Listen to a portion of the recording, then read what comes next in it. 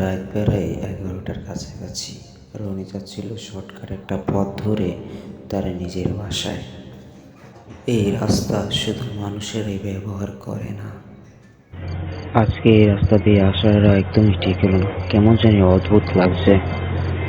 হাঁটলে মনে হয় কে জানি পিছিয়ে পিছিয়ে হাঁটতে হচ্ছে। না, এটা আমার মনেরই ভুল। আজকালকার কেউ কি বিশ্বাস করে ভূত বলতে কিছু আছে? রাত এত চিন্তা করে বেশি সময় নষ্ট করা যাবে না, এমনি অনেক হয়ে গেছে। যে আছে কপালে এই রাস্তা দিয়ে যাব।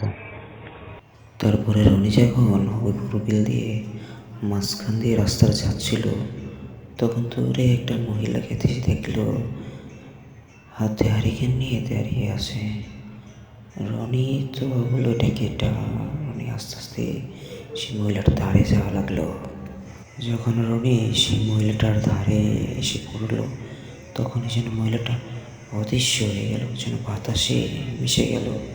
শোষক ঝিরকি পোকার ডাক চারপাশে এত নিস্তব্ধর মাঝে রনি যেন দাঁড়িয়ে গেল। রনি ভাবলো এটা কি আমার মনের ভুল, না আজও কিছু ছিল। না, কিছুই না, মনে হয় আমার মনেরই ভুল। ঘুম এতটা পেতে যে আবল তাবল চোখে দেখতেছি। এত রাতে এখানে মহিলা আসবে কোথা থেকে? আরে ভুল আমারই, কিছু না আমারই ভুল। রনি নিজের মনের ভুল ভাবি আবার হাঁটা শুরু করলো। রনি হাঁটতে হাঁটতে অনুভব করলো যে তার পিছে কেউ একজন আছে, তার সাথে সে একসাথে হাঁটতে আছে। এই রাস্তাটা দিয়ে অনেক দিন যাবৎ কোনো মানুষ চলাচল করে না। এই রাস্তায় এত রাতে কি আসবে? রনি হঠাৎ করে দাঁড়িয়ে গেল। তার মনে হচ্ছিল কেউ জানি তার কানের কাছে ফিসফিস করে বলছে, এই রাস্তা দিয়ে কেন এসেছিলি? হয়তো আমার রাস্তা তুই জানিস না, কেন এসেছিলি? যে মানুষটা ভূত প্রেতকে বিশ্বাস করতো না, সেই মানুষটাও এখন ভয়ে যেন লড়তে পারছিল না, এরকম অবস্থা তার হয়ে গেল। হঠাৎ একটা অভয়ের মতন তার পাশ দিয়ে দৌড় দিয়ে গেছে। সে তো ভয়ে আরও জমে গেছে যেন। হঠাৎ করে একটা অভয় রনির সামনে এসে দাঁড়ালো। তার লাল রঙের চোখ, তার মুখটা যেন সাদা, কেমন যেন অদৃশ্য রহস্য আছে তার এই চেহারায় লুকিয়ে। এরকম এক দৃষ্টিতে যেন তাকিয়ে আছে রনিকের দিকে। রনি তখন চিৎকার করতে চেয়েও চিৎকার করতে পারলো না। অনেক জোরে চিৎকার করতে চেয়েও তার গলা থেকে কোনো সাউন্ড বেরোলো না। রনি অনেকক্ষণ চিৎকার করার চেষ্টার পরে হঠাৎ করে সে অজ্ঞান হয়ে যায়।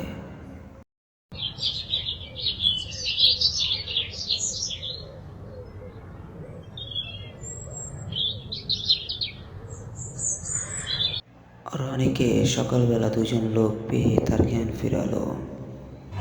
কিরে বাজান, তুই জানিস না এই রাস্তা দিয়ে অনেকদিন ধরে মানুষজন যাওয়া আসা করে না? কয়দিন আগে এই রাস্তা দিয়ে একটা লাশ পাওয়া গেছে। তারপরে যে এই রাস্তা দিয়ে মানুষজন গেলে ভয় পায়, তাই এই রাস্তা দিয়ে কোনো কেউ যায় না। তুই আর কোনোদিন এই রাস্তা দিয়ে যাবি না। তোকে তো আমরা সকালবেলা কেন অজ্ঞান হয়ে পেয়েছি, ভাগ্যিস তোর কিছু হয়নি।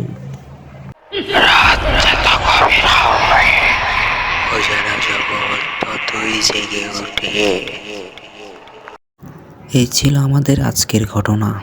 আর আমাদের ভিডিওটি কেমন লাগছে অবশ্যই কমেন্ট বক্সে জানাবেন। আপনাদের মতামত জানার অনেক জরুরি আমার জন্য। ও হ্যাঁ, আপনাদের সাথে যদি এরকম ঘটনা ঘটে যায় তো অবশ্যই আমার কমেন্ট বক্সে জানাবেন। আমি আপনাদের ঘটনা নিয়ে নেক্সট ভিডিও বানাবো। আপাতত তখন লাইক সাবস্ক্রাইব করুন, প্লিজ সাবস্ক্রাইব।